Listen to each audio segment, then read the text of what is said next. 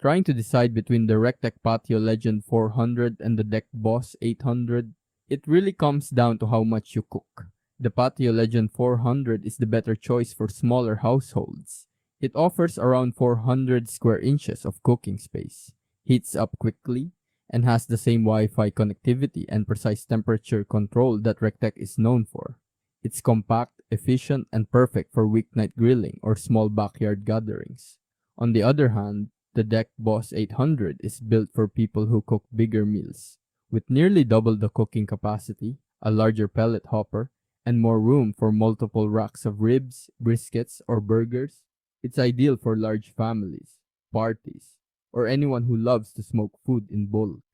In terms of build quality, both grills feature durable stainless steel components, accurate digital controls, and excellent temperature consistency. So you're getting premium performance either way. So here's the verdict. If you want to save space and mostly cook for a few people, go with the Patio Legend 400. But if you frequently entertain guests or want maximum cooking capacity, the Deck Boss 800 is the clear winner. Overall, both are excellent pellet grills. It just depends on your cooking needs.